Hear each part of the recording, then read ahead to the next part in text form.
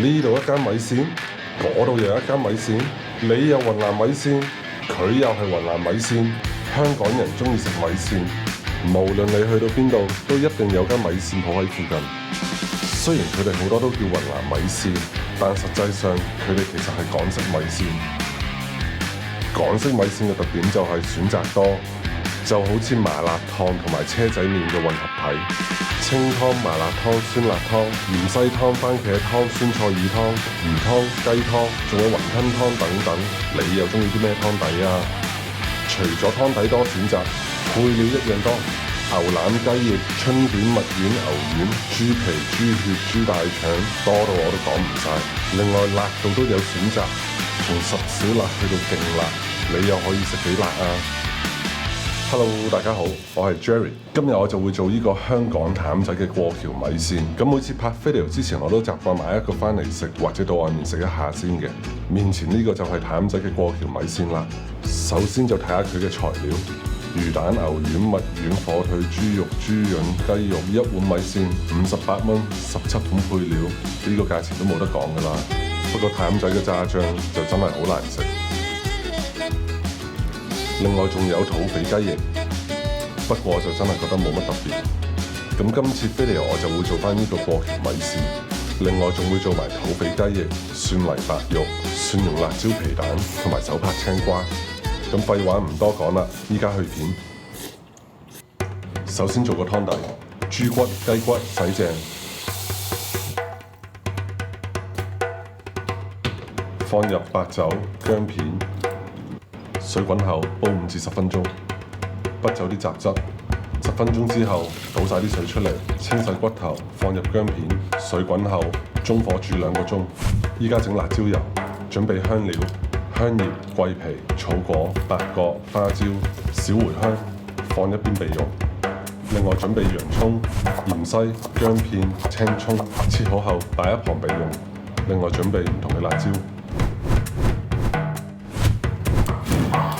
炒香辣椒乾，乾辣椒炒香後揼碎佢。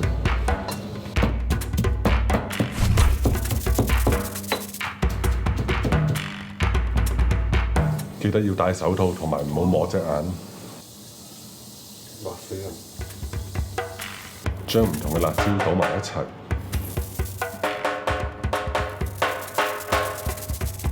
攪勻。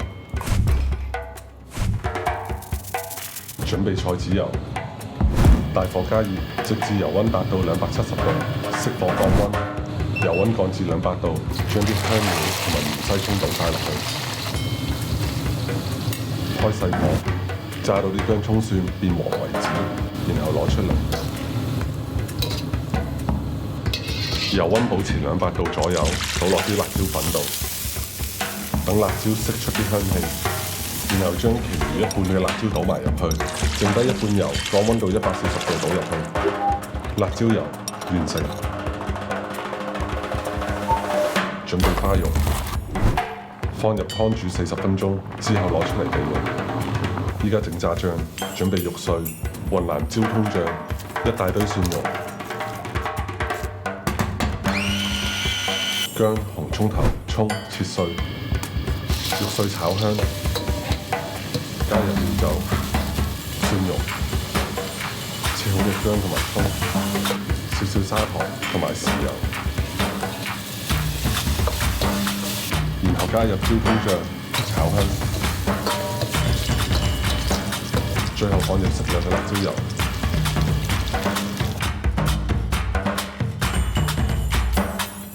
炸醬完成。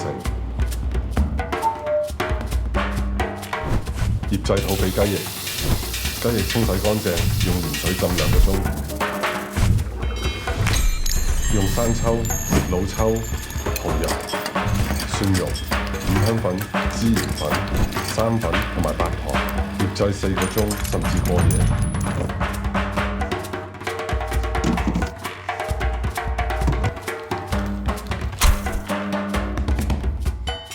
米線提前攞水浸定。浸過夜都冇問題嘅，材料太多啦，第2日先再拍。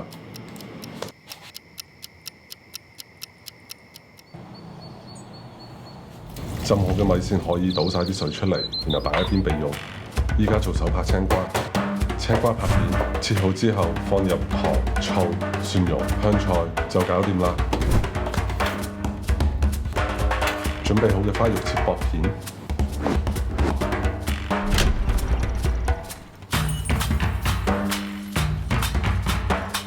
準備蒜泥、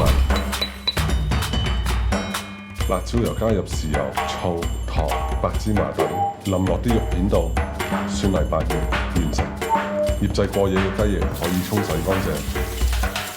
準備一啲拋打粉，將拋打粉、孜然粉同埋白芝麻溝埋一齊，然後將啲雞翼放入去。我冇黑芝麻，所以視頻用白芝麻。將準備好嘅雞翼放入焗爐，220度焗半個鐘。拋打粉可以令到雞翼嘅表面鬆脆，焗出嚟嘅表面就會脆口好多。土匪雞翼完成。另外做辣椒皮蛋，皮蛋切好擺盤，將辣椒、蒜蓉、豉油、黑醋、白糖同埋辣椒油撈埋一齊，淋上啲皮蛋度，蒜蓉辣椒皮蛋完成。最後準備米線材料。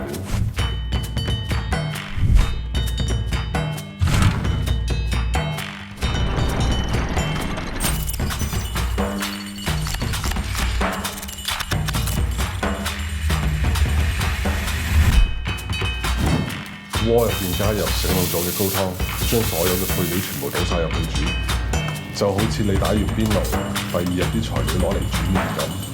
最後加埋啲辣椒油入去，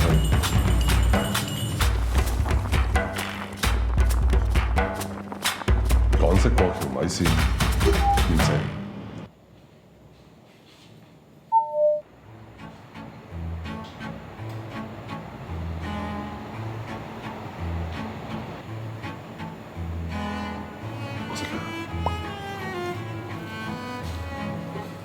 拍個封面拍咗太耐，我好中意食腐竹。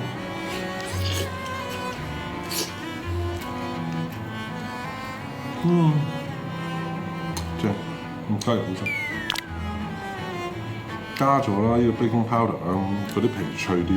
香港好多店啦，通常都會有呢個港式嘅過橋米線，其實都係一個大雜燴，乜都有一啲。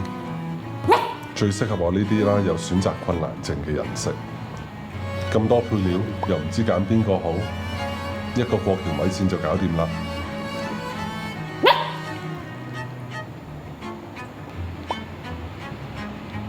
大家平時喺出邊食啲咩多啊？不妨喺彈幕打出嚟，話俾我知啊。